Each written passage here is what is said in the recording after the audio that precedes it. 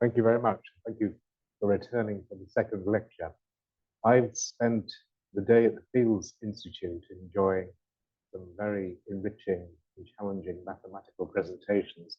I'm starting to realize I'm a light entertainment for this week. So as promised, we're now going to take the low road, which is a more intuitive, more functionalist approach to the free energy principle and its applications, such as self-evidencing and active inference. The free energy principle, from the point of view of a physicist that we covered yesterday, is ask the question, if something exists, what properties or processes must it evince? And this is in slight contrast to what somebody in the life sciences, a neurobiologist, might ask, what do I have to do in order to exist, which is a much more teleological interpretation. So this lecture is going to take that sort of teleological stance, but I'm qualifying everything that I'm going to say in this lecture in the sense that it's only as if. So I repeat, the free energy principle just says that if something persists in the sense of recurrently returning to some characteristic states of being for some non-trivial amount of time, then it can always be interpreted as if it is inferring its environment in the sense of active inference or seeking evidence for its models of the world where it is or it entails an internal model or a generative model of its world.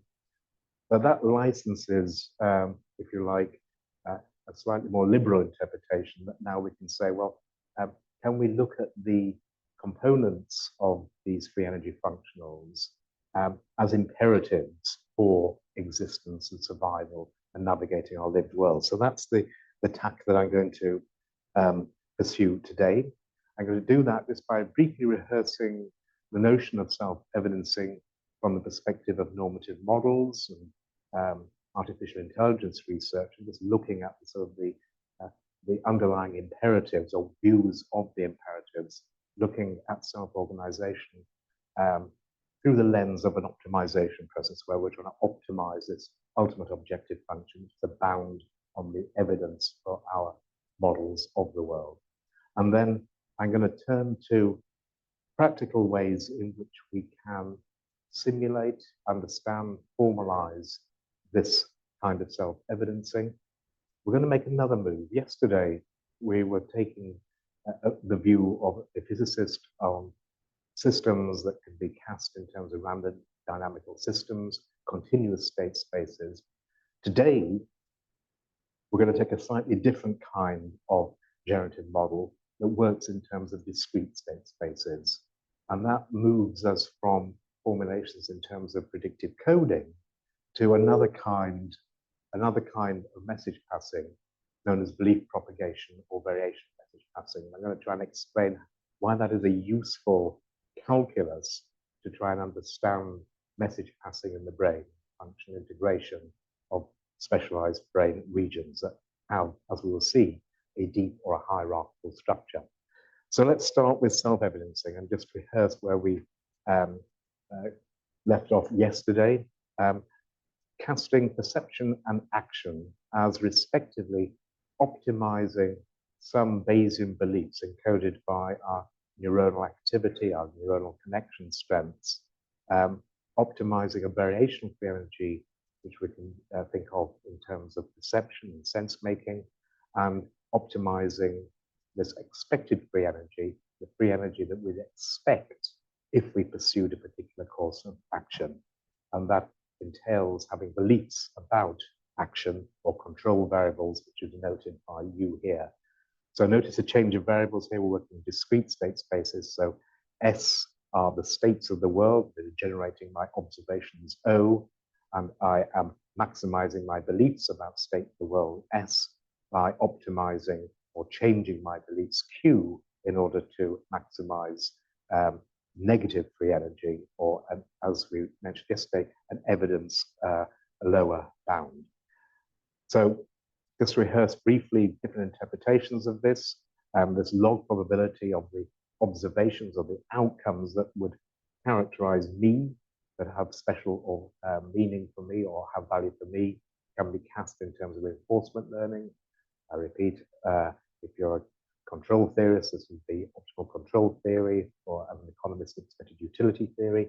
If you like to think of things in terms of information theory, the negative of this value is just self-information or more simply surprise. And then we can understand things like the max principle, minimum redundancy, and indeed the free energy principle.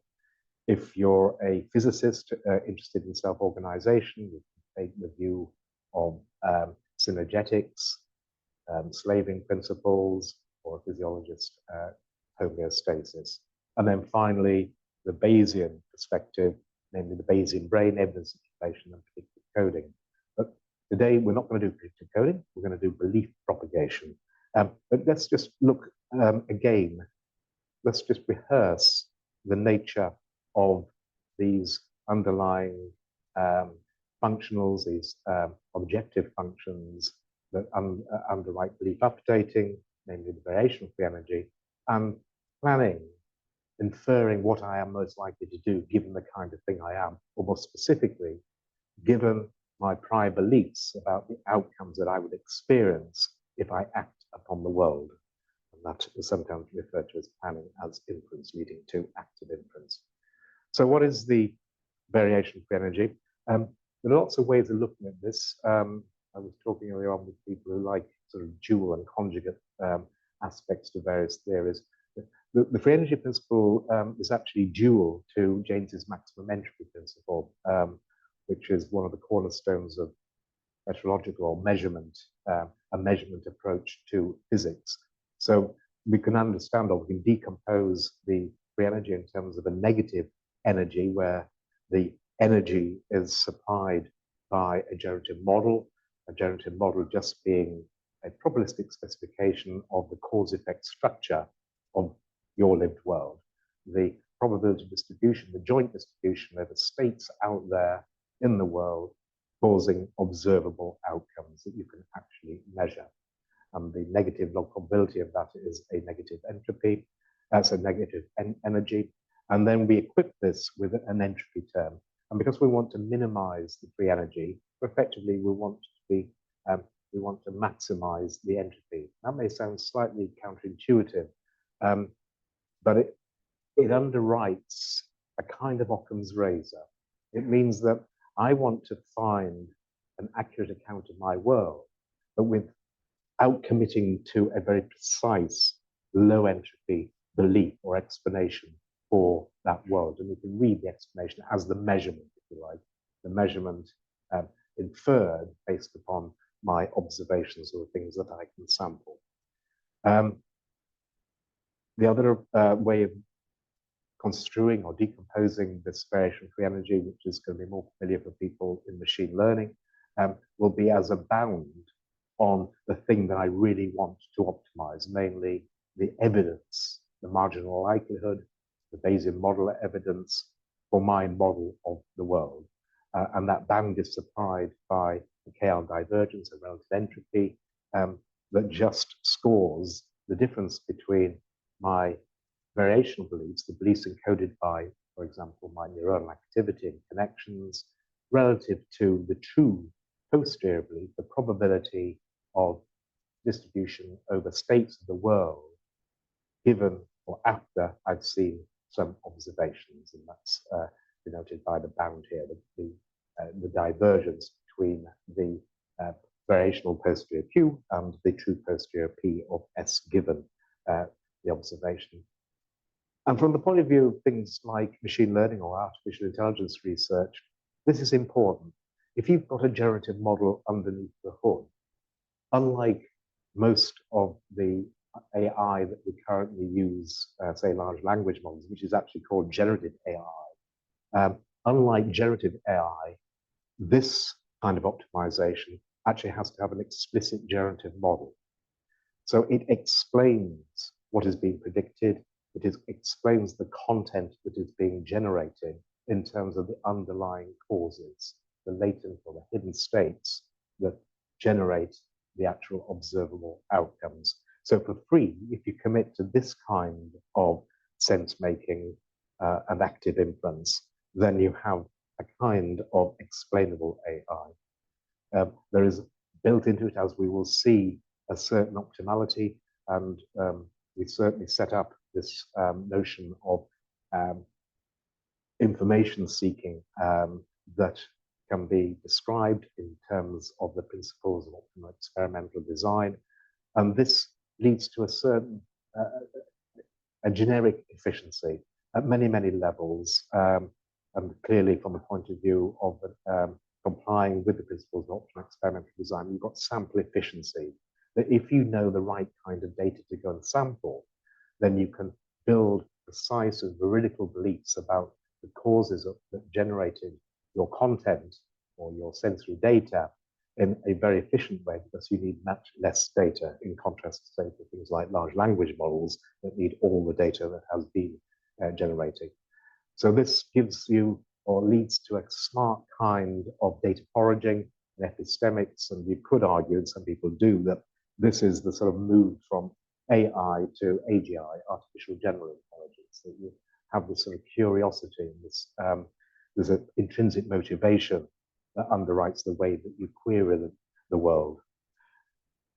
Another way of looking at this, which is the statistician's way of looking at this, is in terms of a decomposition of free energy into accuracy and complexity.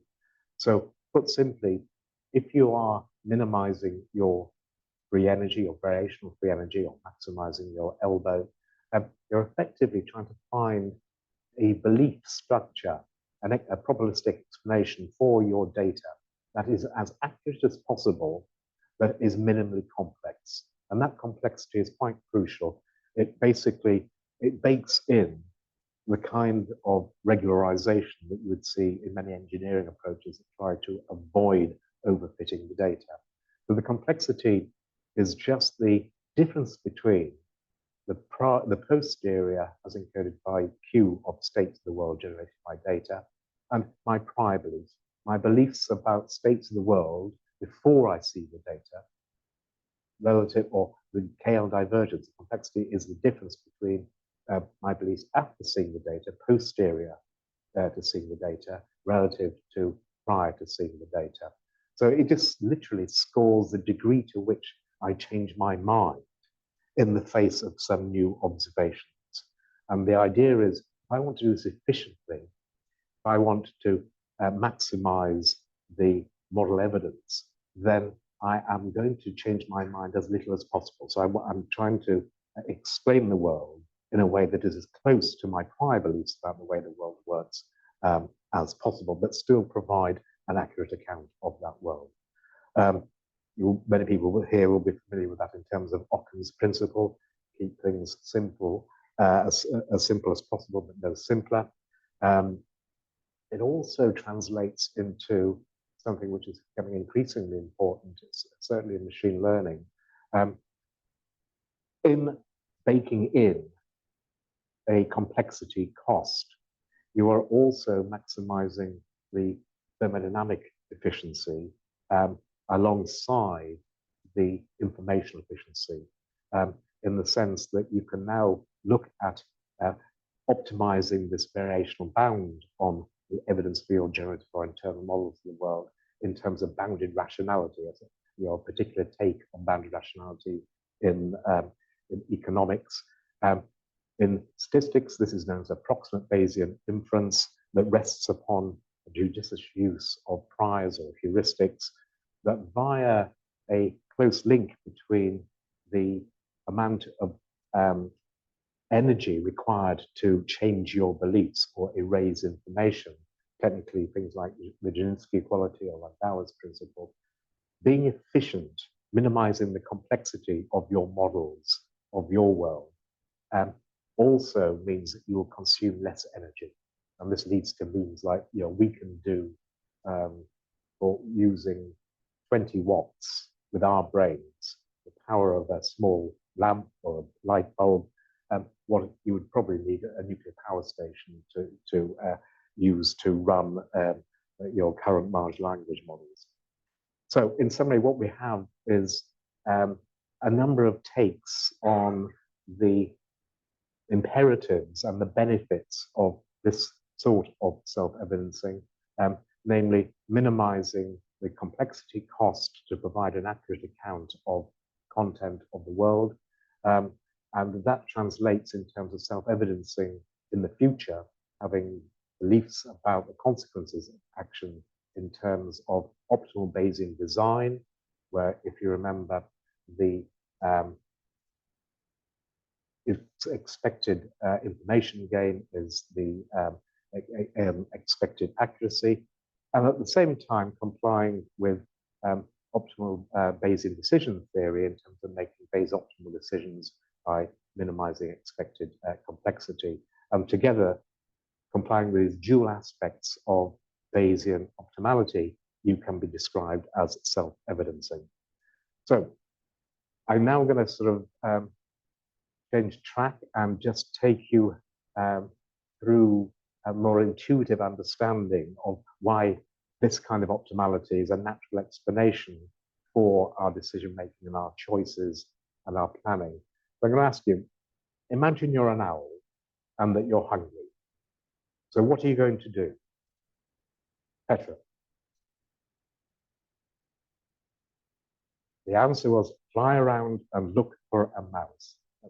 Perfect answer. You've seen this talk before, haven't you? And there's Petra flying around looking for. Did you know that?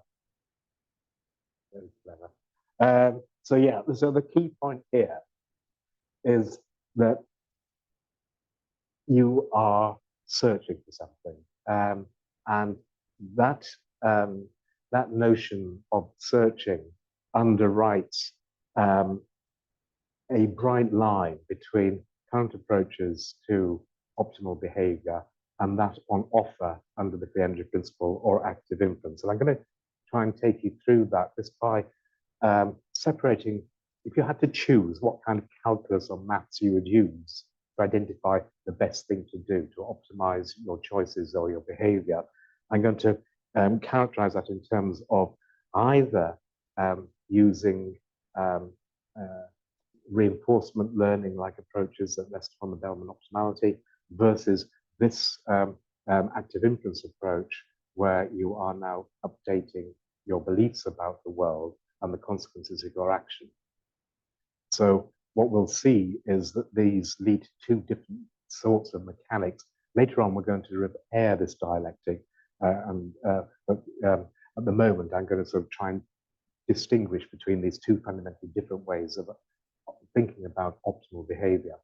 So we can either assume that there exists some value function of states that would ensue at time t+1 if I committed to a particular action u at this point in time.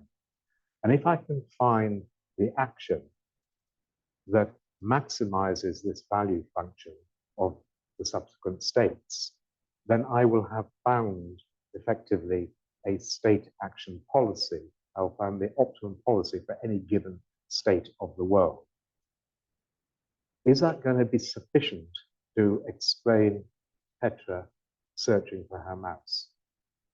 Well, it's not, because what is searching? Searching is gathering information to resolve uncertainty. But uncertainty is not an attribute of the state of the world. It's an attribute of Petra's understanding or beliefs about the world. So the objective function that can, the objective function being optimized by searching is not a function of the state of the world. It's a function of the beliefs about beliefs about the state of the world. So I'm denoting that by this expected free energy here, negative, in terms of a function of a function of beliefs about state of the world. So optimal action on this view depends upon beliefs about states. There's something else interesting. If Petra decided to eat the mouse before searching for it, she'd get a very, very different result than if she decided to search and find the mouse and then try to eat it. So the order really matters. And that means that there is no optimal state action policy. You have to optimize the sequence of actions given your current beliefs about the state of the world.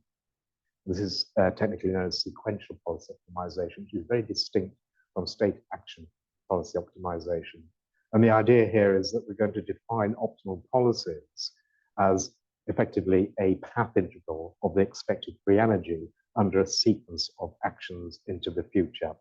And I sort of use the notion of a path integral just to make it clear that the principles on offer by the free energy principle are simply principles of least action. Formally identical to Hamilton's principle of stationary action, which can be contrasted with the Bellman optimality principle that you'll find in things like optimal control theory, or dynamic programming, deep RL, Bayesian decision theory, and so on. In contrast, the kind of optimality that we're going to be talking about is simply a principle of least action, as incarcerated in the free energy principle, active inference. In robotics, it entails this intrinsic motivation, this expected information gain, this artificial curiosity, leading to the notions of optimal Bayesian design and sequential policy optimization. So formally, we saw this yesterday. I'll just take you through it briefly again, and hopefully, as I say, you need to see this 3 times before the simplicity of it all sinks in. So I've just written out again the various expressions for the variational free energy and the expected free energy that underwrite perception and action or planning as inference, respectively. So again, the free energy can be either construed as a mixture of accuracy and complexity, or it can be rearranged to provide a variational bound on log evidence. When we're talking about the future conditioned upon a particular policy or sequence of discrete actions, then the complexity becomes a risk, the inaccuracy becomes ambiguity, that KL divergence, that bound becomes expected information gain, and the log evidence becomes, well, the negative log evidence now becomes the expected cost. And it's called expected free energy because the outcomes now become random variables because they're in the future. They don't exist as observables anymore. So they now become random variables. So we have to take an average over the expected outcomes as a random variable, technically using a posterior predictive density, and that's why it's called an expected free energy. And as we saw yesterday, lots of special cases emerge if for the moment we ignore the expected cost of a negative expected value or utility, then we're left with this expected information gain, this intrinsic motivation, this intrinsic value, and this epistemic affordance, all names for exactly the same thing. In the visual search literature, this would be Bayesian surprise. The average of this conditioned upon a policy would be just mutual information or minimum redundancy or maximum efficiency. If I now start to take away various sources of uncertainty, take them off the table, we can work our way back to expected utility theory and the Bellman optimality principle. In so doing, we go through an intermediate case in which there is no ambiguity, so I can see everything. I've now everything's observed, as opposed to things are only partially observed or sampled, technically using partially observed market precision processes, which we'll come to in a second. But let's assume that we can observe everything. So the observable, the outcomes that are observed, and the states of the world are just the same thing, and we're just left with this risk, this expected complexity, or the average distance between, or difference, my apologies, between my beliefs about states of the world under this policy relative to what I prefer a priori, what I expect something like me to encounter or to experience. This, I repeat, is in engineering known as KL control, or in economics, a form of risk-sensitive control.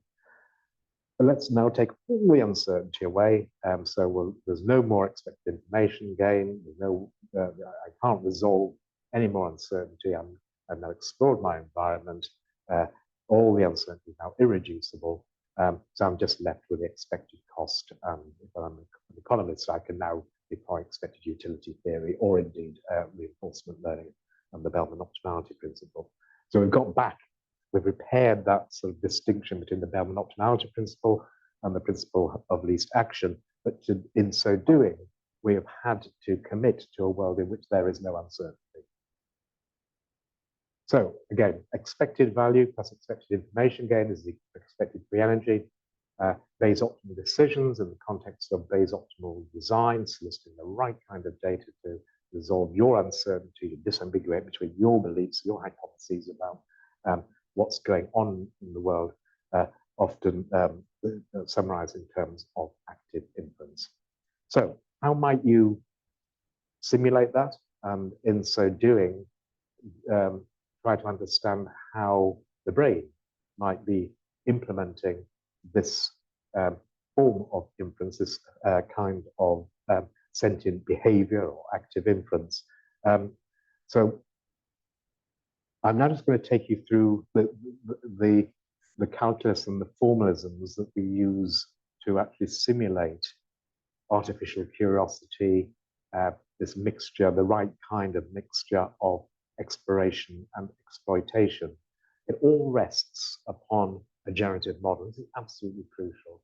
All of this technology, all of this application of the free energy principle, and in every domain, rests upon specifying a generative model, where the generative model just is, I repeat, a probabilistic specification of the cause-effect structure in your world, where specifically we're talking about the causes of the effects on you via your sensations or what you can observe. And if you can write down or you can specify a generative model, what you can then do is apply the free energy principle. So the principle as a method is just something that you apply. And that means that you can, if you've got your generative model, you can work out the variational free energy and the expected free energies, and then you can minimize them using off-the-shelf technology. We're going to be looking basically at variational message passing and belief propagation. And then ask, can one see this kind of process in neurophysiology and neuroanatomy? But let's just go back to the notion of a generative model. You can if there is a generative model that is specified, I repeat, probabilistically, you can always write that down as a probabilistic graphical model. And so the upper panels here depict a generative model in graphical form, probabilistic graphical model on the right-hand side. And here what we've got is a very simple model in which there are states. So you can't see my map, so I'll talk you through it verbally. So there are states S of the world, and these states just generate observable outcomes through an emission matrix or a likelihood model, here parameterized by technically what's called a tensor, a likelihood tensor A. But these states evolve in time. So there's a lawful mapping, a transition probability, encoded in this instance by a B tensor, that moves from the current state of the world to the next state. And because we're dealing with discrete states, you've got to be one state or another state. So you can model these transition probabilities as a simple matrix, moving from this state to that state with a certain probability, and populate that with probabilities. However, the transitions from one state to the next state depend upon your action. So now some states are controllable, and those actions, sequences of actions or a policy, are being optimized with respect to the expected free energy denoted by G here. So we now have a really kind of simple and neat, universal, crisp way of writing down a graphical model for any kind of agent in terms of its likelihood, here the A tensor, and its prior beliefs. The probability transitions, the dynamics of the that are may or may not be controllable. the key point, please ignore the equations on the left-hand side. They're just mathematical expressions of the various probability distributions entailed by this graphical representation on the right. The key thing is, if you can write down a graphical generative model, there is another duality here. There is always something called a factor graph that accompanies that generative model. And a factor graph is very similar to the graphical model, but you basically just switch the nodes and edges. So now the nodes become probability distributions, the A's and the B's, the transition, the likelihood and transition probabilities or tensors, and then the variables now belong on the edges. And the nice thing about the factor graph is it's something that a computer scientist, or possibly somebody, a neurobiologist with some connectome, can take and immediately work out the messages that should be passed along the edges in order to do the belief updating based upon minimizing the variation of the energy or maximizing the elbow. And this is straightforward technology. It's very simple. This rests upon simple tensor operations or matrix operations that you find, say, quantum mechanics or just sum product operators. They're just simple matrix operators that have a particular form. And I've written out the form on the bottom, which I'm just going to want to unpack in terms of what that would look like through the eyes of a neuroscientist or a neurobiologist. So what we're talking about now is off-the-shelf procedures to do the variational belief, the Bayesian belief updating through minimizing variational free energy. And we're going to do that for all the unknowns. But there are only two kinds of unknowns. It's basically that which underwrites perception, namely states of the world out there, and that which underwrites Hanninger's inference, namely, what am I doing? What is the current policy in play? And that means there are just two kinds of updates we have to worry about. And this sort of belief updating scheme basically says that the expected state of the world, this is the top equation on the left-hand side, the expected state of the world at the next point in time is just a sigmoid function of some linear mixture of expectations about the state at the past point in time and the next state in the future, plus some linear mixture of my observations.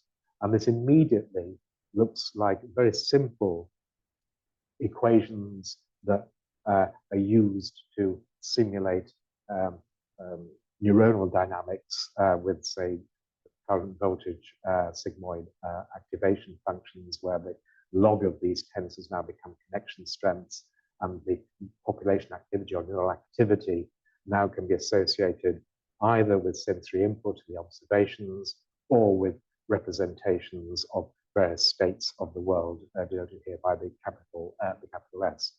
So that covers perception in a really simple way.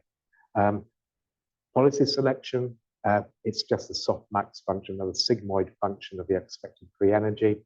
I've here slipped in a sort of precision or inverse temperature in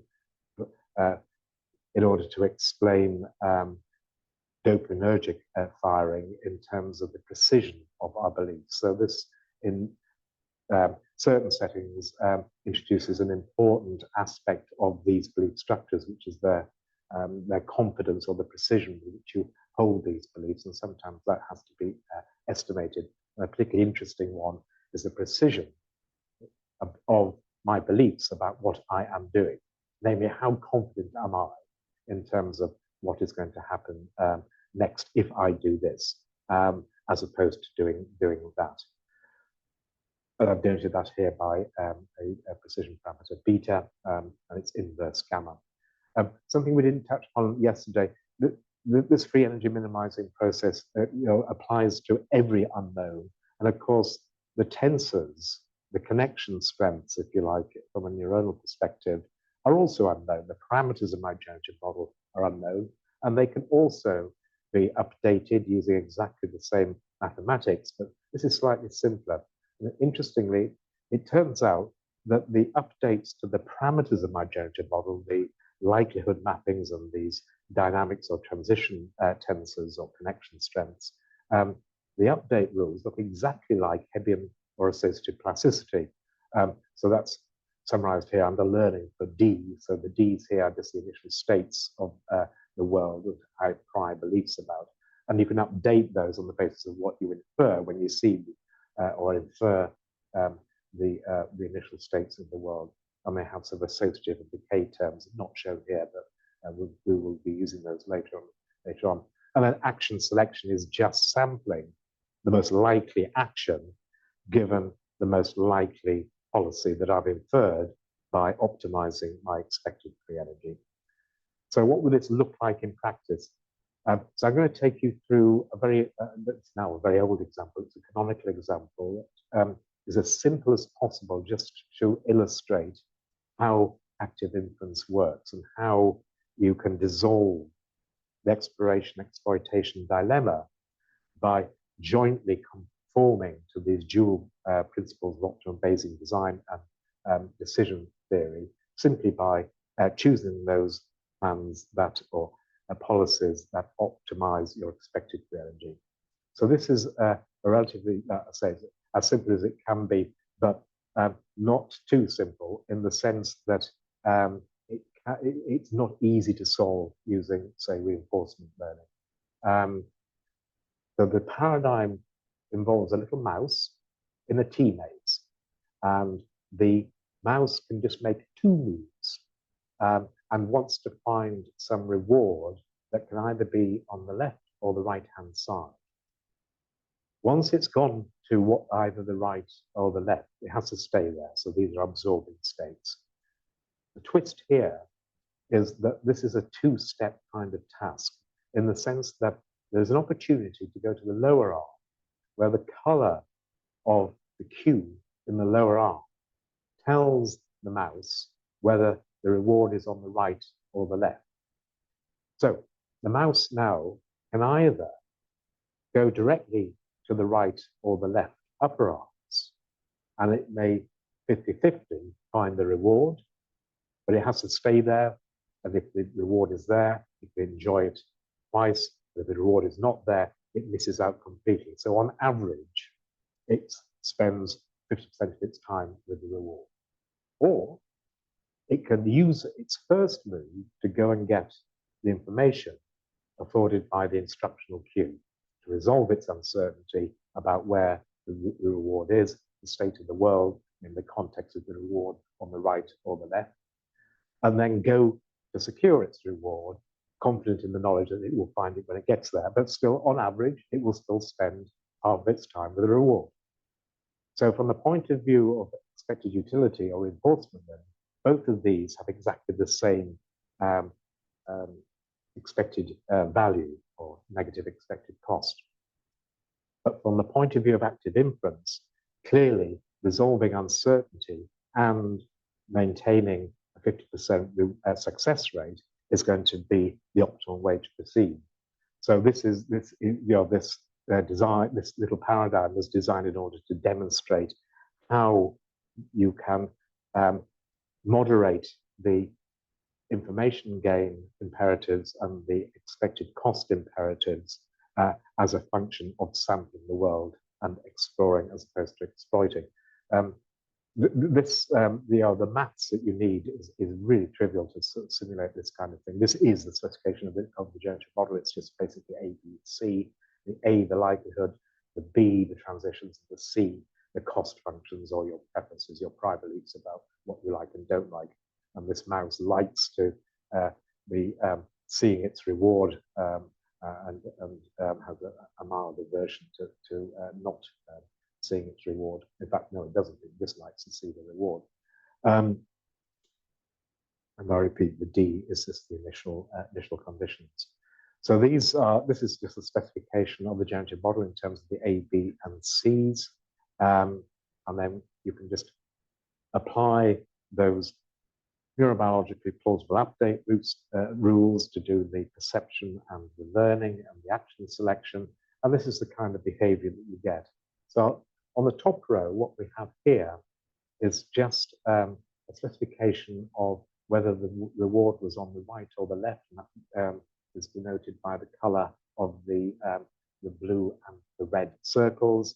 And then in image format, I've just shown the particular policy that was inferred by the little mouse. And all of those policies, as we'll see in a second, are these epistemic policies. It goes straight down to find out where the reward is. It was a blue cube, and therefore it goes straight to its reward on the left-hand cube.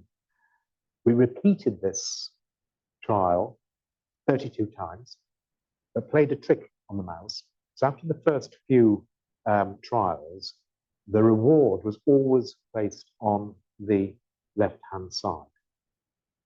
And that means as time goes on, through the learning of the parameters of the transitions and the likelihood, in fact, in this instance, just the initial states, the context is the reward on the right or the left, slowly this, the mouse accumulates a prior belief that the reward is always on the left-hand side. And that's important because if now a priori it believes that the reward is on the left-hand side, the information gain that it would get from going down to the instruction queue gets smaller and smaller and smaller and smaller. So at some point, the expected information gain now becomes less than the expected cost or the expected value. So at this point, there's a threshold crossing where the mouse ceases to be exploratory and now becomes exploitative, because there is no reducible uncertainty involved. There's no, the mouse now thinks that this is effectively a boring environment or offers no epistemic affordance, and it might as well just go and get its preferred reward. So at trial 2021, we see basically that the mouse is now sufficiently confident the reward's always going to be in its expected location on the left-hand side, and suddenly switches its policy deterministically and now goes straight to the reward. So it's a really interesting dynamic that the exploration self-terminates once it's garnered all the information it can and has resolved its uncertainty, become increasingly confident that this is a non-volatile environment, so a particular environment, and therefore there's no point in exploring. And then it naturally reverts to exploitative behavior, thereby dissolving the explore-exploit dilemma through this kind of epistemic foraging. So what we can do now is go back and just look at the dynamics and the update scheme through the lens of a neuroanatomist or a neurophysiologist. I won't go into this in any great detail, but just emphasize that these kinds of this update scheme does look very biologically plausible at many levels. I've just illustrated a couple of them here. So, for example, in this formulation, because the generative model has to encompass the consequences of action in the future, and in this instance, there are sort of the first, second, and third trials or epochs in a given trial. You have the mouse effectively has representations of the future and the past as time proceeds. So for free, you've got a model of working memory, such that you can retrospect and prospectively update your beliefs about the past and the future as you're moving through these three discrete epochs of the trial. And that's nice because it means that you can now look at the sort of representations of states of the world.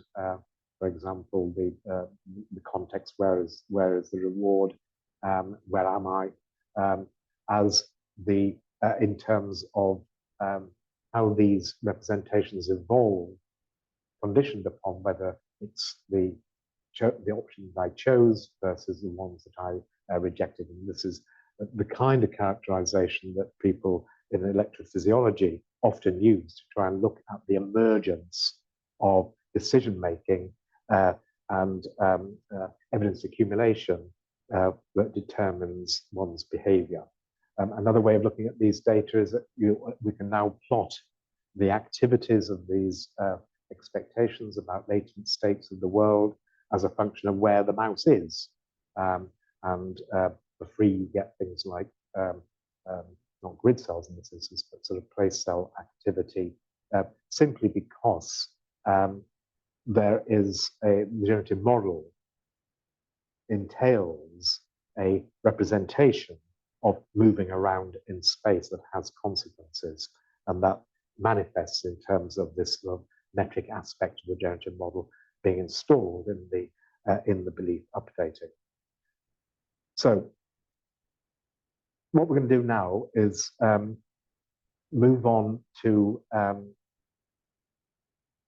slightly deeper example and ask, well, is this kind of modeling going to be sufficient to understand the nature of our generative models and how we plan and make sense of our world and make decisions within that world? I think, like yesterday, I would submit not. The models that I've just presented are certainly useful just to understand the basic mechanics of belief updating and active inference, but they're not really fit for purpose in terms of scaling up to a deeply structured world. And I use the word deeply structured there deliberately because what we want to think about now are generative models, not just of my future, but also generative models that have a separation of temporal scales, that have a deep hierarchical aspect. So I'm just repeating one of the slides we saw earlier that depicts a probabilistic graphical model of a states of the world that unfold conditional upon the policies or the actions that I take and the corresponding factor graph. What I'm going to do now, though, is start to build deep generative models. And deep simply means there's a hierarchical depth, and that's why it's called deep learning. The particular aspect of deep generative models of these state-space models based upon Markov decision processes is that as you get deeper and deeper into the model, time effectively slows down. So I've tried to illustrate that by writing down two Markov decision processes at the lower level, and then putting one at the top. And what this means is that the representations, the states, expected states of the world, deeper at higher levels in your deep generative models, now generate sequences or trajectories or little narratives or paths at the lower level that have many more time steps than the number of time steps at the higher level. So in this example, the higher level is now generating the initial state for a sequence, in fact, just two moves in this particular example at the lower level. And then you can compose these to any hierarchical depth that you want. So what you have now is, as part of your generative model, you have a separation of temporal scales where you can now think of the higher levels providing an inference about the context in which the lower levels are unfolding. And that context can be used to contextualize, to provide inductive biases, technically empirical priors, messages that are passed on the factor graph from the higher level to the lower level on the lower right here, that provide this contextual guidance. So you can think about the higher levels as providing a context, and level above that as a context of context, and so on to any depth you require. From the point of view of messages being passed upwards, the lower level is doing evidence accumulation, inferring the most likely states of affairs from its perspective at its time scale, and then sending the summaries at the end of that up to the higher level that provide evidence that we're in this context or in that context. So this provides a much richer and deeper kind of generative model where you are, I repeat, effectively inferring the context and the context that will follow in order to provide inductive biases or empirical priors on the trajectories or the narratives or the sequences that you are likely to expect at the lower level. So I want to just illustrate that by using another simulation of this discrete belief updating or belief updating under discrete generative models, but in this instance, using a deep model. And I'm going to use a very simple kind of reading. So we're not going to read letters, we're going to read words that are composed iconographically with little images. So at the first level, we have here, in the generative model, there are different states of the world that are causing what I can actually see. So what can I actually see? Well, I can actually see, depending on where I'm looking, a letter or an icon here, a cat or a bird, pile of seeds or nothing. I can also sense where I am looking on, say, a particular page. How do I generate those observables? Well, I need to know what is causing the letters that I'm actually foveating. So basically, I need to know what the word is. So a word here is a combination of these little icons here. So when there's a cat next to a bird, that we can semantics of that for us, we can label flee, fly away. When there's a pile of seeds next to a bird, we can think of that as the word feed. And if there's nothing next to the bird, then we'll call that wait. So these are little weights. These are little words that if I know the word and I know where I am looking, then I can generate what I would actually see and obviously where I am looking. We're actually going to introduce another little twist here, that we're going to invert the font for a reason that will become apparent in the last slide. So that's a very relatively simple little model, and I could integrate that and simulate sort of foraging around for different letters. But now I want to make it deeper and more realistic as a generative model that will be apt to simulate reading. If I knew the sequence of words, then I could infer the next context or the next word, which would enable me to efficiently sample the current page in order to resolve uncertainty about which letter or which word I was currently reading. So what we've done here is actually have introduced a second level that unfolds much more slowly. And this second level basically just has a combination of words, a sequence of words. So again, we've got this what and where structure in the generative model, and there are only 6 possible sentences here, so flee, wait, feed, wait, and so on different sort of pages or like lines of text. So if I know what the sentence is, I know which word I'm looking at, I can now generate the particular word, and then that tells me that I'm in one of these contexts. And if I know where I'm looking at the lower level, I know exactly what I'm going to see. So I've now got a generative model that has this deep structure, and I can now just apply those belief propagation or variational message passing scheme that we described before. We can simulate a kind of reading, and this is what happens. So at the top, I've just shown the sentence in terms of these iconographic words: flee, wait, feed, and wait.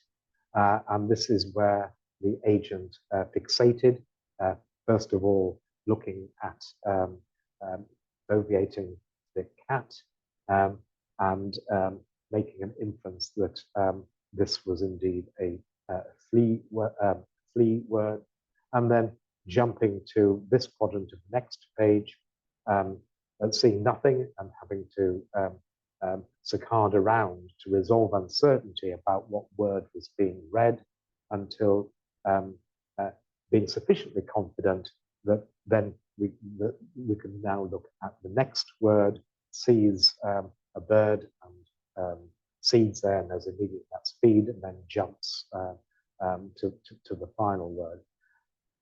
The key thing about this simulation is that this little agent behaves exactly like we do. We don't read every letter or every word in a sentence. We use what we know to go and very efficiently sample just the kind of information we know to resolve uncertainty, given what we expect. And so that we are now winnowing down on possible latent causes of the sequence of things we observe. And we can observe, another way of looking at that is in terms of the poster expectations and the emergence of confident representations as evidence is accumulated at two separate time scales. So what we've done here, what I've done here, is show you the posterior beliefs at the higher second level, at the level of sentences, at the same time as the posterior beliefs about the words at the first level. So we can see as time goes on, we first of all see the first stimuli, and we'll fairly quickly accumulate evidence that we're pretty certain the first word is flee, and then we move on to the second word and fairly quickly establish a posterior belief that it's likely to be wait, and then move on to the last word, so the penultimate word, which here is again it's feed. But notice that we need to know the last word in order to resolve uncertainty about the sentence, because sentences 1 and 4 share the first 3 words. They're only disambiguated when the last one comes along. However, the agent now knows it's got to be one of the two. It's got to be one of the two sentences, and knows exactly how to disambiguate between the words flee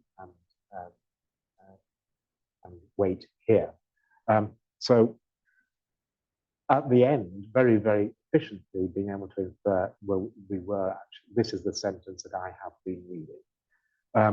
The electrophysiological, if you like, or simulated electrophysiological correlates of that are shown at the bottom, and here's the simulated behavior from the previous slide.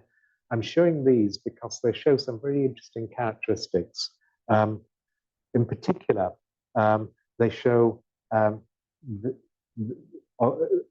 they show the phenomenology that you would expect, whether you're looking at sort of spiking metrics of neuronal activity during evidence accumulation or reading or working memory paradigms, or if you're looking at sort of aggregate measures of local field potentials, as shown in the lower panel here.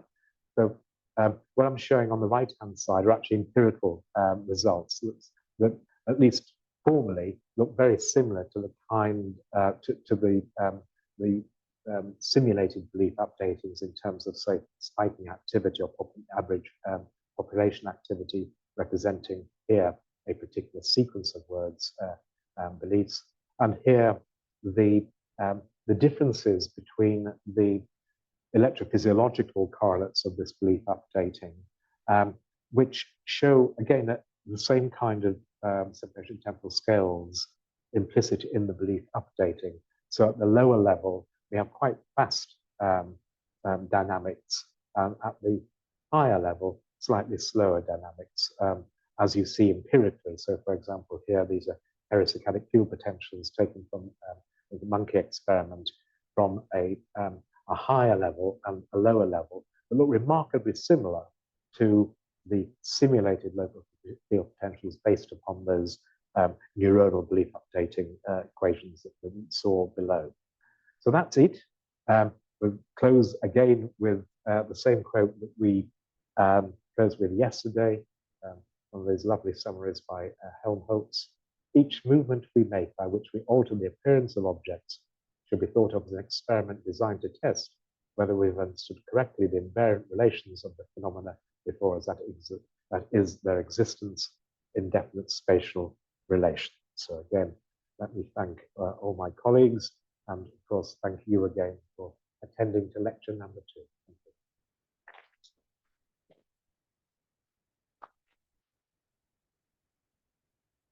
Thanks, everyone. So we'll move to Q&A. So the instruction Q&A is hands up with a question. When you get the nod, then you can press the button on the mic in front of you.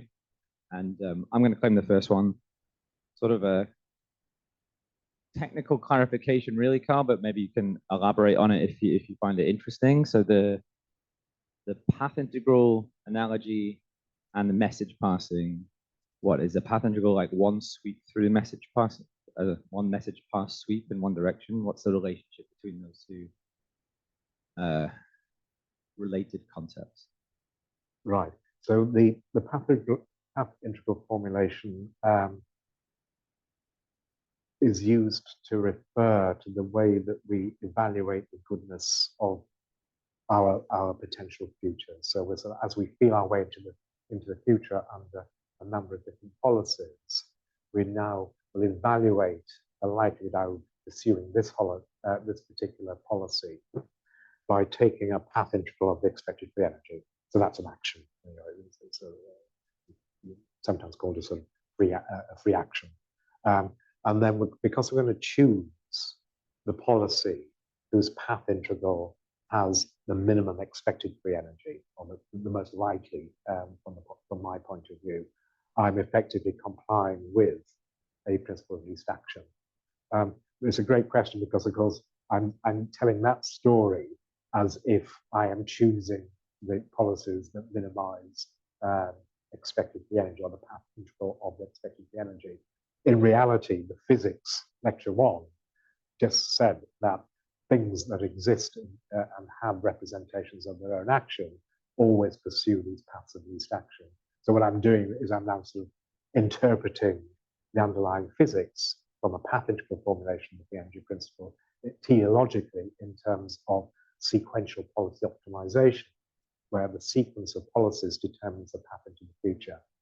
That's got nothing to do with the variational message passing. So the variational message passing is just a standard way of inverting generative models using variational Bayes, when you can pass message, when you can write down, well, that follows from a specification of your generative model in terms of a factor graph. So you just understand the gradient flows we talked about yesterday, the processes in time that minimize your free energy functionals as passing sufficient statistics amongst the factors or the nodes of a factor graph. So the factor here is refers to the factor of a joint probability distribution. So it is just a conditional probability distribution. It is just a Bayesian belief. So your generative model is just composed of Bayesian beliefs or probability factors, and you just need to pass messages to do the updating between these nodes. Just for completeness, variational Bayes is operationally defined by a mean field approximation, where you just factorize a joint distribution, a joint posterior, into a number of factors to actually give you this structure. So from the point of view of implementing this on a computer or indeed in your brain, you can think of these as sort of populations, neural populations. So a neural population would encode the expectation that the state is in the world is in this particular state. So you would have the possibility of a receptive field, for example, and it will then send messages to another factor, believing something else, another attribute of the world, having a different kind of receptive field, and the external transmission of those messages can be understood as basically passing sufficient statistics or message passing, and because you are appealing to the calculus of variation, or variational calculus, to do that, it's called variational message passing. If it was exact, it'd be called belief propagation. Great. I'd like to unpack that more, but we could do that after the Q&A. We'll certainly move forward with the Q&A first. Thank you, Karl. Question there? Hi. First of all, wonderful talk. I really appreciated that you looked at it through the lens of a physicist, an engineer, economist. Have you given any thought to how an evolutionary biologist would have looked at this and how we got to this state? I have, not as deeply as some of my colleagues, but that's a really important point. Unlike yesterday, we've sort of moved into an explicit acknowledgement that we've got these free energy minimizing, evidence maximizing processes operating at different scales. So at a very simple level, we talked about inference, about inferring states of the world in the moment, as distinct from learning, inferring the parameters that are changing much more slowly, invariant over the time scale here. There are, but the time scales of these processes just keep on coming. So the next one would be the very structure of the model itself. So we've been talking about in this instance, for example, learning that the reward is always on in the upper left arm was a slow evidence accumulation, much slower than sort of moving around and doing my epistemic foraging. So that was an example of updating or optimizing the parameters of the model. But you can also now optimize the model in and of itself. So we looked at sort of a deep model there that had 2 layers, 3 layers, 10 factors as opposed to 2 factors. And within each factor, we could have had 5 states as opposed to 3 states.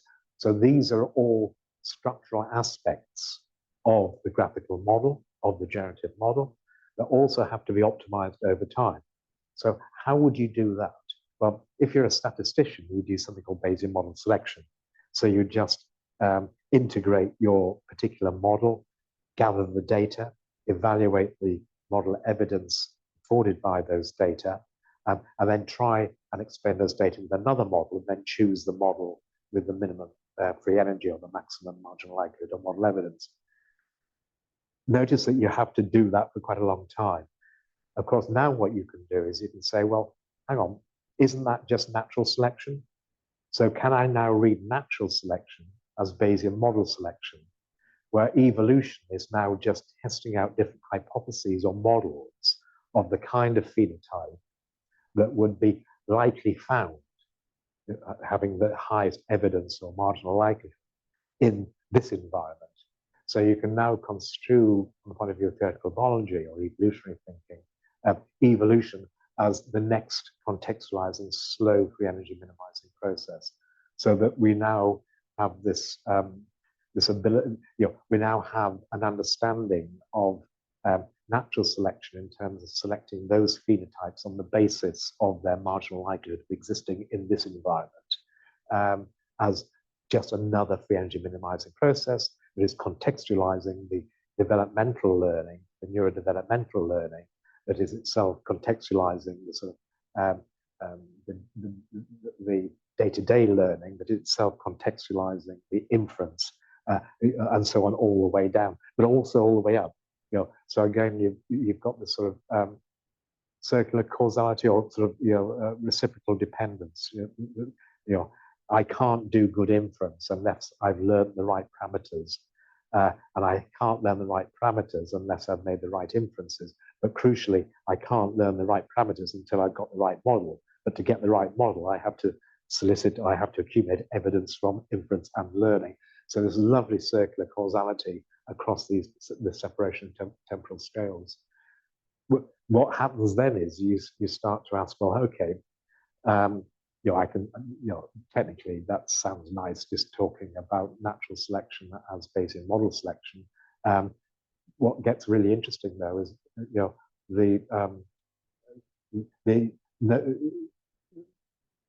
how conspecifics now constitute the environment that is doing the Bayesian model selection, natural selection. You get into all sorts of interesting issues about sort of cultural niche construction, sort of a Lamarckian edge on sort of the neo-Darwinian synthesis that speaks to the importance of generative models that will be necessary to fit a world that is constituted by other phenotypes like me, like my conspecifics, my family, and that leads to interesting issues about, on the one hand, communication.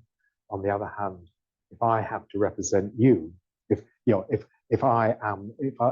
are of the same species and we inhabit the same eco niche, then you become part of my world.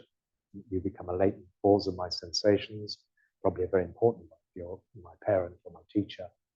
And therefore, I have to model you as the cause of my sensations. And then, because you have to model me, but I have to now model you modeling me. So now there's a complexity arms race to get a good enough generative model of a pro-social world.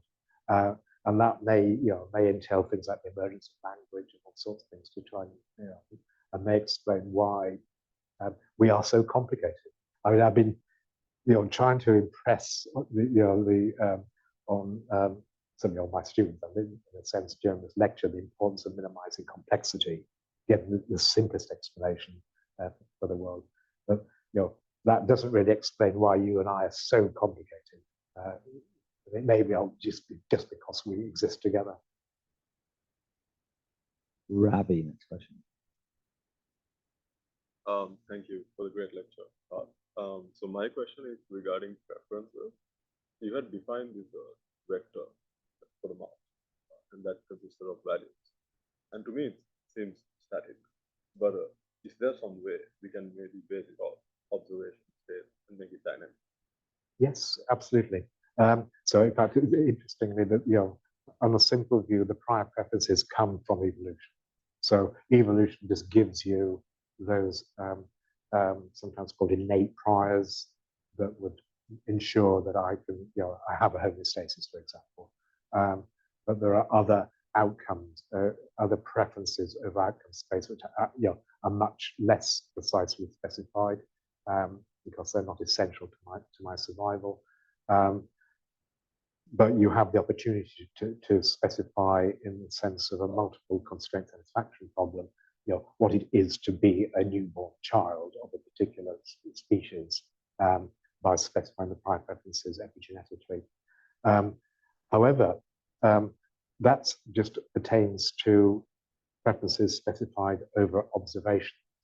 You can also think about learnable preferences over latent states. You can't have those when you're just born. But if you can build a good generative model of your world, then you can, through observing the kinds of states that you typically occupy as characteristic of you, you can now learn your own preferences. That I like this. I see myself working towards this in order to conform to the constraints supplied in in output space. So now I can learn the preferred states of being that now these are latent states that of the world as they pertain to me, and possibly me as a constituent of those states. And you could sort of call these now intentions. So a thermostat or a newborn baby may not have intentions in the sense that thermoregulation is not intended. So you can contrast sort of homeostasis with allostasis in the sense that allostasis sort of is predicated on hands and intentions that take the pressure off engaging homeostatic reflexes. So, if I was a newborn, I got very cold, I might shiver.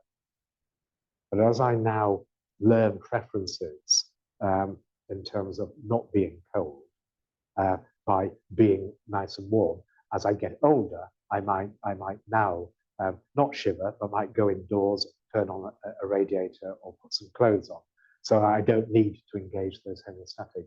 But that would depend on me learning a generative model of my lived world, and then learning that this is the kind of thing I do in the situation.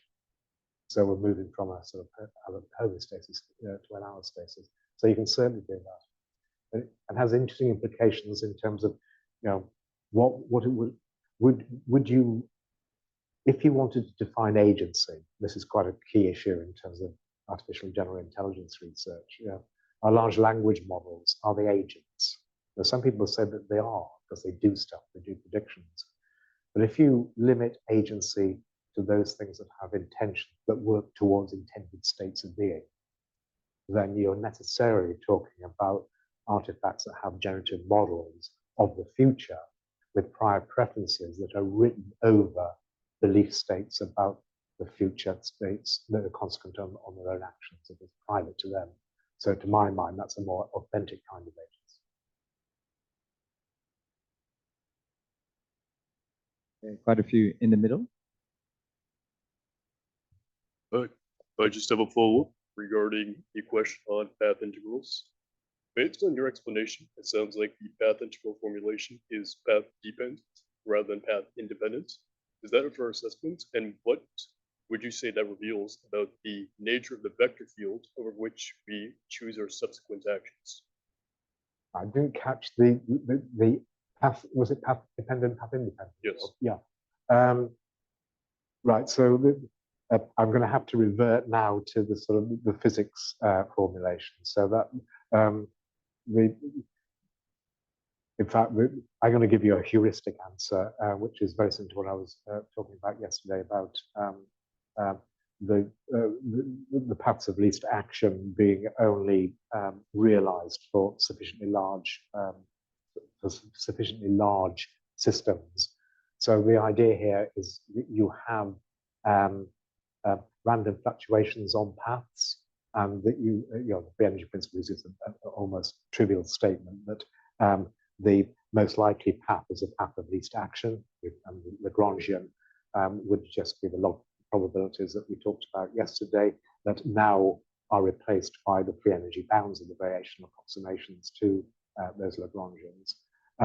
So that you've got sort of paths of least action are the most likely paths that are only realized in the absence of random fluctuations. So that now, if there are no random fluctuations, so I've coarse-grained my system sufficiently that I can ignore any fast or random fluctuations, then I can describe the dynamics of the system as a path of least action on the free energy.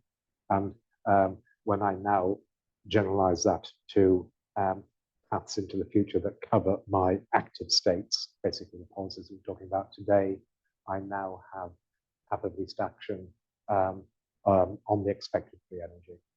So you're assuming that the vector fields and the dynamics of me and my active states, and indeed my sensory states, are basically deterministic. They comply with conservative laws with an accompanying vector flows and vector fields. But the twist is that the things generating my observations are not conservative; that they can be dissipative. So that you've got now, you can imagine that you and I are sort of conservative systems conforming to paths of least action, immersed in a dissipative world, in a heat map that has lots of random fluctuations. But we're trying to make sense of that, and hence that hence you can now license the description of these paths of least action as evincing a Bayesian mechanics, and we'll talk about this belief later, simply because you can associate the paths that you're taking, practically the trajectory of some neural activity, for example, population at a particular scale, as having a lawful mapping or encoding a probability distribution over the likely causes of your sensory states. Does that make sense? Yeah. There is a paper, probably the simplest and for a physicist, the simplest and most concise description of the energy principle actually has pathogen in the title. I think it's got strange things and pathogen formulation. So in 3 pages, you can, if you're a mathematician, you can see what you'll be able to see mathematically what I was trying to explain there. Very good. Oh, wow, more questions than were before. Matthias. Thank you very much. That was really interesting talk. Sorry, back here, but I have to go a bit down the mic.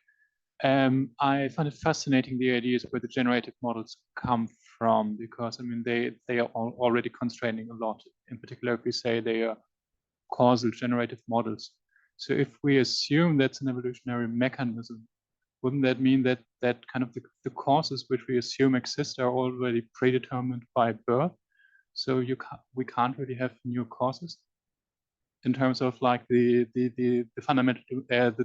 fundamental domain of the generative model. Yeah. So again, a great question, which relates very much to sort of the evolutionary thinking. So I think that you're absolutely right. You can't specify an apt generative model that's going to be fit for purpose for your entire life epigenetically. But you can specify the learnability. You can specify in fact, if you didn't, you wouldn't exist, but you can specify the scaffolding for that, and then you can learn it. So structure learning, which would be one way of considering Bayesian model selection, is one way of looking at neurodevelopment. So you actually grow your model to a certain extent during neurodevelopment, and then refine it throughout life. And indeed, part of that refinement complies with this complexity minimization. So as I get older and older, I get more grumpy and stuck in my ways. So all of you can go to discos, but I can't do that anymore because my generative model is just refined and simplified enough to avoid any surprising or unpredictable encounters.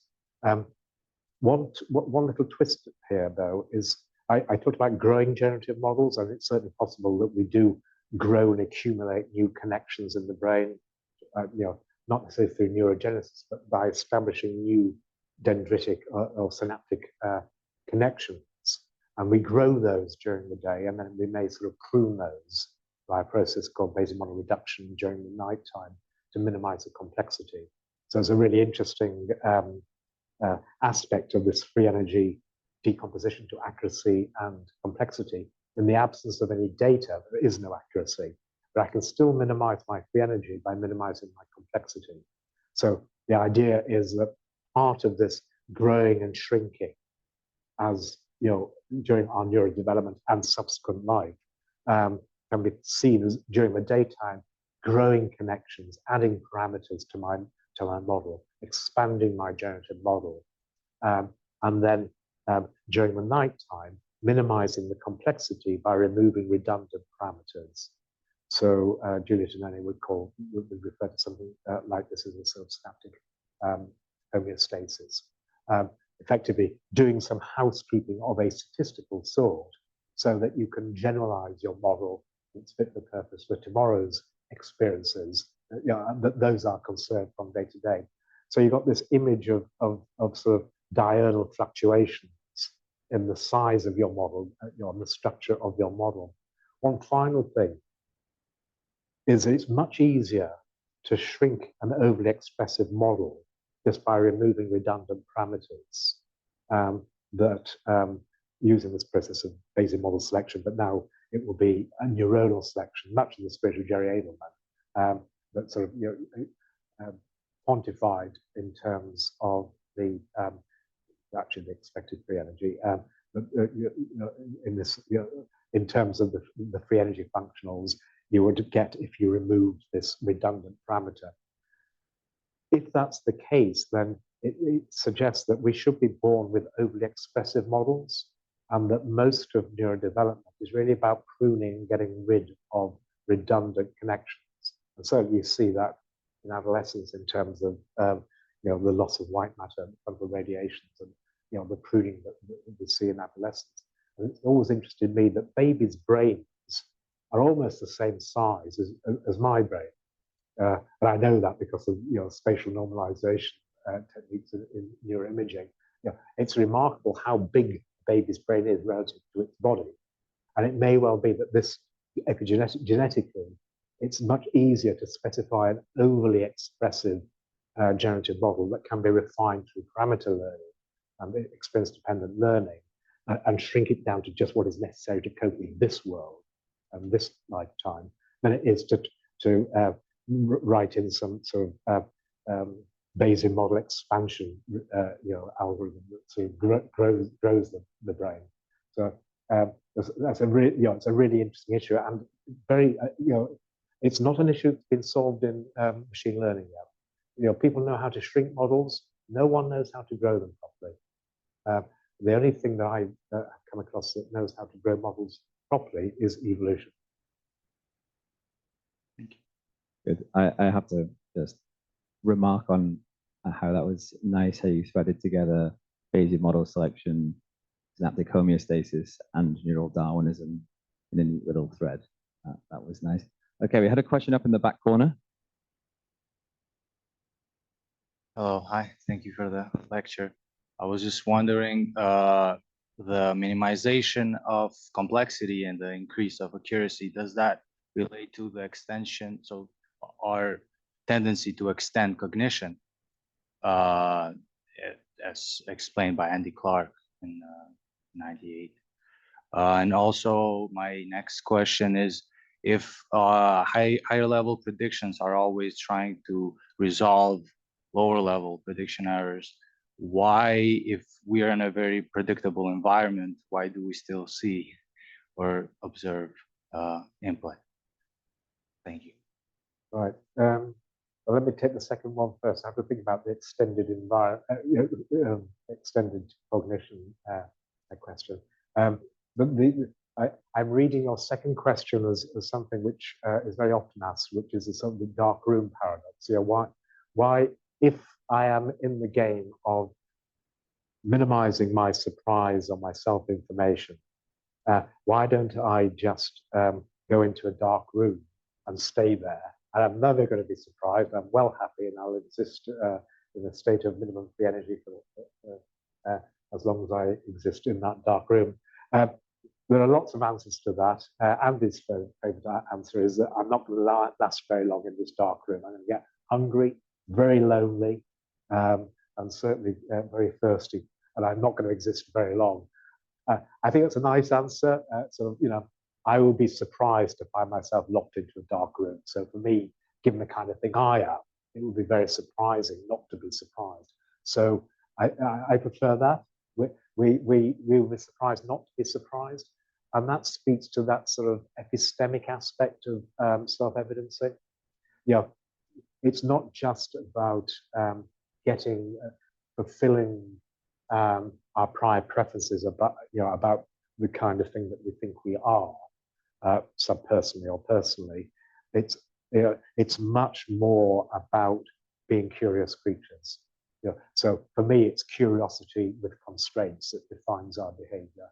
And of course, a dark room is the last place you'll find me if I'm a curious creature. The first thing I'm going to do is put on the lights. And that technically is the ambiguity of minimizing the ambiguity part of the expected free energy. It's a great question, simply because it allows us to foreground the importance of curiosity and information seeking as one of these existential imperatives that, to my mind, is more interesting than the constraints that supplied by rewards or costs. Yeah, I think we can take a few more. I see two, I see three. In the middle at the back.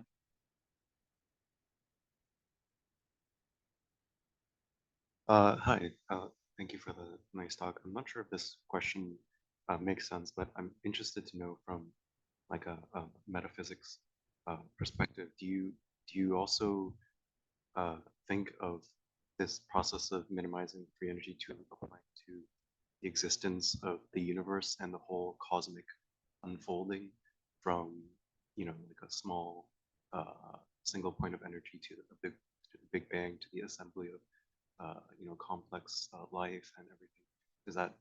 Do you think of that as a process of like self-sampling, or did you talk about that? Yes, but not in any grandiose way. But I think I do think that question speaks to what, again, we were just talking about, which is the scale invariant aspect of existence.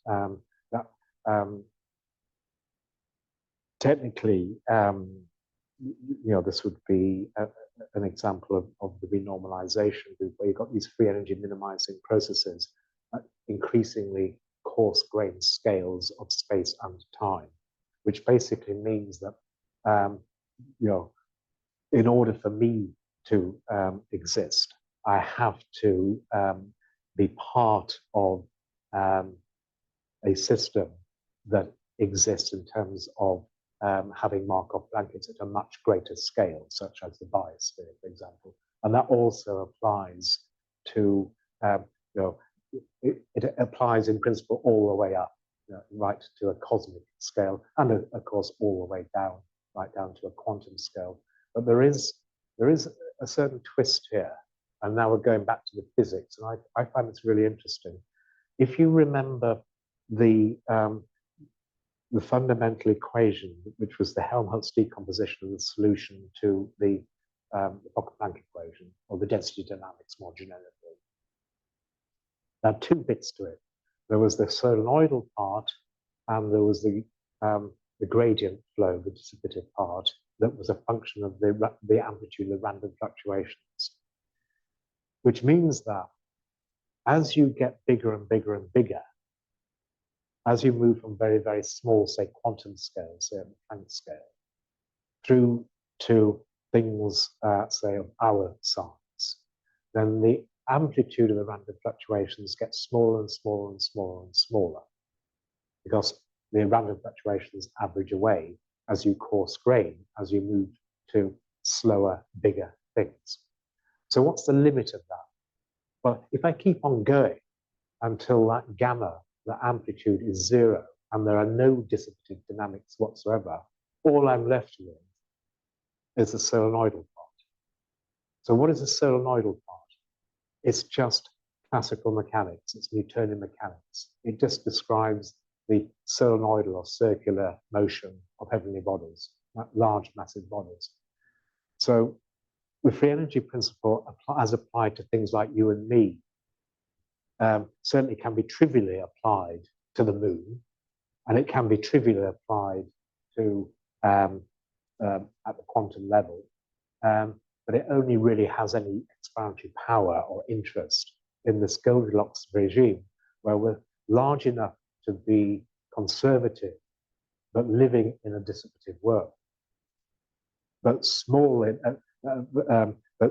enough not to be a planet or a moon or something that behaves according to Newton's laws of motion, and that's it. There is nothing else. So yes, I do think that the free energy principle will apply at every scale, but only interestingly applied at the scale, at our kind of scale, where there's this admixture of dissipative and non-dissipative dynamics in the random dynamical system, described at the scale that we exist. Does that make sense? Yeah, please do that. Okay, one last question in the middle. Thank you very much for your lecture today. It was very enjoyable. So I'd like to ask some questions a bit less on the existential life elements, but more so towards the mind and understanding how this works. In these discussions, you brought up on your slide with the brain for belief propagation, this concept of this beta term coming from the BTA, this dopaminergic signal that helps with precision. And with the lecture today, we started talking a lot more about uncertainty and how our beliefs are shaped there. And I found it interesting when you said that uncertainty is not a feature of the state of the world, but it's a function of the beliefs within the system. So kind of bringing more of these like human elements that people experience, right, are things like affective states. So I'm interested in how what its role or its representation are in these modeling or systems for belief updating. Yeah, and we've missed the sunset. We haven't got time to answer that question. We've missed the sunset, so we do have time to answer that question, but that. But yeah, there are lots of things that I don't have time to talk about, and some really important things you've just touched upon, at least two of them, if not three of them. So, first of all, estimating uncertainty is absolutely key. And that's usually read in terms of the inverse uncertainty, which is the precision. So you have to, as part of your sense making, your belief updating, you always have to estimate the precision of what? Everything, including your sensory observations, you say observation noise, for example, but also the precision of your prior beliefs in this particular context. So that is usually best described under a predictive coding kind of scheme, where if you read people like Andy Clark or Richard Howie or the neurophilosophers who like predictive processing, they always talk about minimizing precision-weighted prediction errors. So the precision-weighted prediction error is just the free energy gradient. And I think a lot of the heavy lifting is on the precision. And the precision itself has to be predictive. And that has all sorts of interesting neurobiological correlates.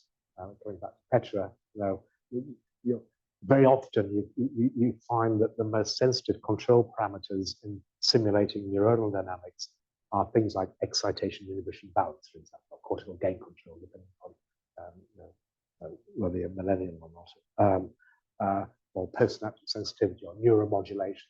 All of these things are basically ways of, from the point of view of predictive coding, they're basically ways of setting the precision, or if you're an engineer, the Kalman gain.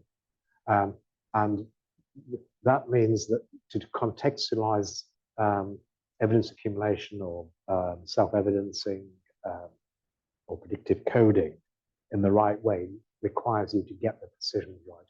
If you get the precisions wrong, then you enter all sorts of interesting false inferences. And of course, once you can talk about false inferences, you can start to talk about psychopathology, and you're moving into a particular kind of computational psychiatry.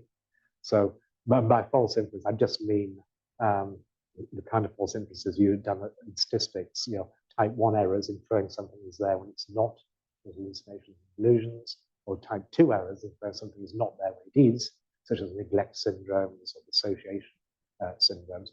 And all of these just rest upon getting the precision wrong.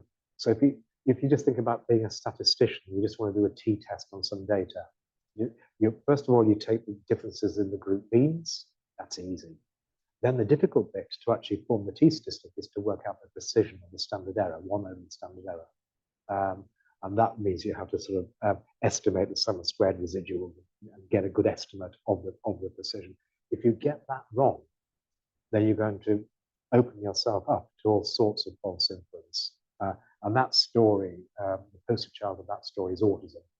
That there's a failure to attenuate the sensory precision, leading to all sorts of difficulties in handling information. If you're a psychologist, this would be like attention. So I can assign particular precision to certain sources of sensory information and effectively increase the attentional gain. A failure of that would be a failure of, say, sensory attenuation, say schizophrenia. So precision is really important, and well, I could wax lyrical. I'm sure a lot of people in the room could wax lyrical about why it's so important. The second theme is affect and selfhood. And you're touching upon sort of consciousness or self, experiencing the world as a self. I think probably the simplest answer to that is that most of the constructs we find in emotional and affective inference have to be explicit parts of your generative model. So to be a self, I actually have to have the hypothesis that me as a self is the best explanation for all the myriad of sensations that I am currently making sense of.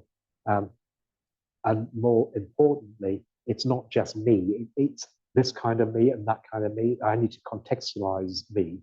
I'm me lecturing, I'm me as a father, I'm me doing shopping, whatever, me driving a car. All of these things require me to have a different set of contextual empirical priors or inductive biases that now allow me to deploy the precision and attend in the right kind of way to what I am currently doing.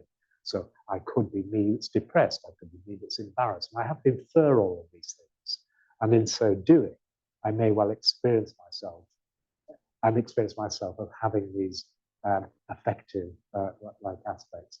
So, in conclusion, you're talking now about really deep generative models that not only have the capacity to generate the consequences of an agent's action, but now actually include the hypothesis that it is an agent and it's engaged in this kind of action in this context, in this, with this effective aspect.